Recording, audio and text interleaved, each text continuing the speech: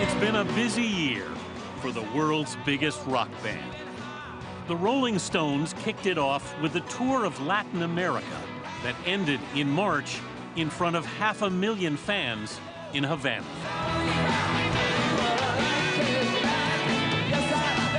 So how are you feeling about the band these days? Band's rocking, man.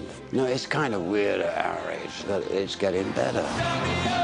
In October, the Stones joined a lineup of legends that included Paul McCartney, Roger Waters, Bob Dylan, and The Who at the Desert Trip Festival in California. How'd you like Desert Trip? It was very dusty, but it was fun. You were a little wary ahead of time about a concert with Too many white people. Old white English people. Did you enjoy playing? Yeah, very much. And the fact, I mean, to have Bob Dylan like to open up for you is sort of, in a way, ludicrous. And then, of course, the second week, he gets the Nobel Prize. Now you got a Nobel winner in opening for you. Yeah, right. I want mine for chemistry, you know.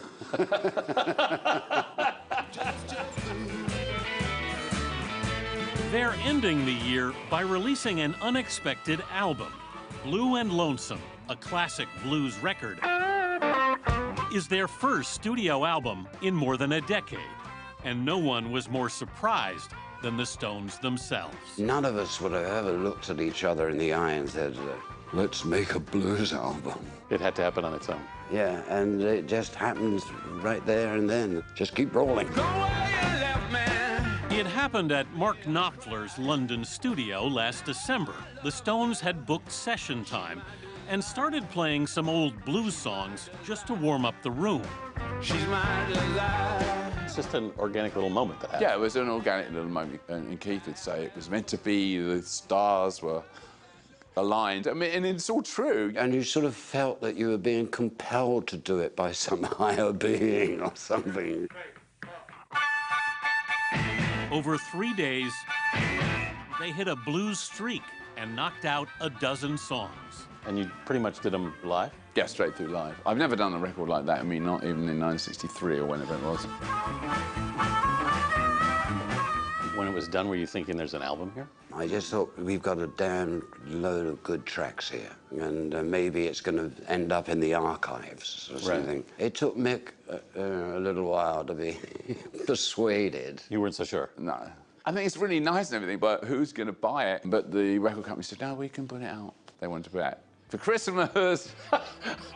And with here bells we are. on it. Blue and Lonesome takes the Rolling Stones back to their roots. We started this band to play music like that, and then, of course, things got bigger, and then we started writing ourselves, and then it became pop music. But this has always been the basic roots of the band. Keith and Mick bonded over the blues back in 1961 at the Dartford train station, when Keith noticed some albums under Mick's arm. I'm carrying this record means it's a chat invitation. It's a badge of some kind. It's a badge, yeah.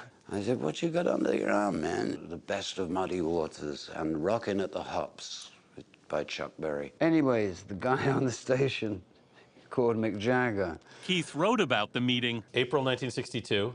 You sent this from home. in a letter to his aunt. Beside that, Mick is the greatest R&B singer this side of the Atlantic, and I don't mean maybe. I'm playing guitar, Chuck style. Chuck Berry. Yeah, that'll be Chuck Berry, yeah. Richards and Jagger, who'd both turned 19 that year, began playing Saturday nights at a basement blues club in West London. Was that where you started to test out your style, if you will? I'd done it before that, actually.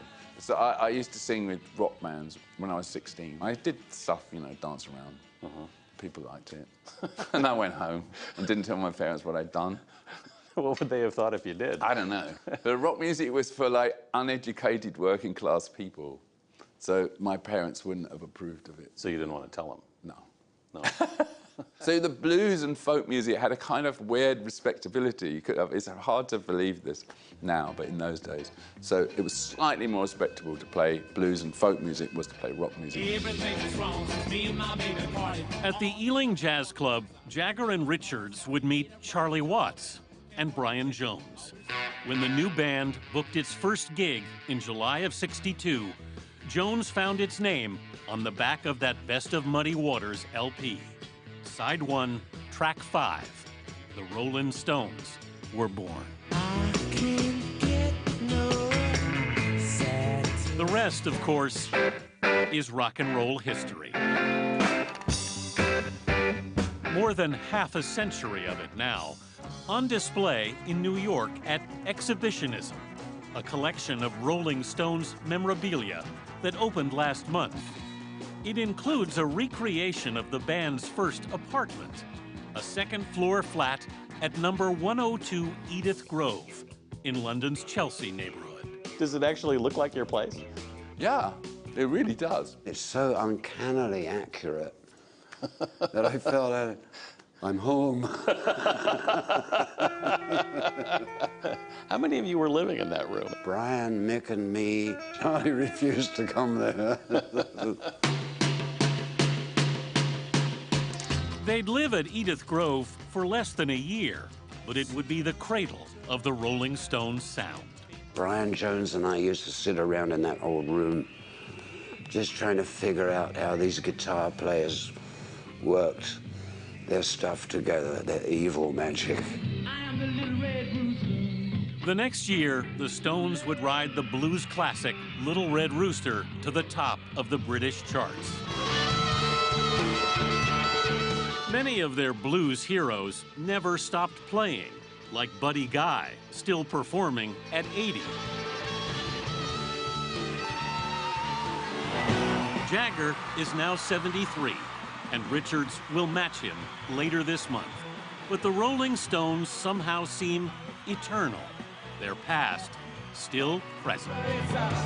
Do you ever run out of things that you want to do? No, I just want to see how long the string is. What aspirations do you have for the band? Sorry, big-headed question. I mean, I don't know. What's there left? Well, that's... Well, there always things weirdly present themselves. I mean, there's a certain thing you have to keep going. But I guess what I'm asking is, do you have to keep going? No, of course not.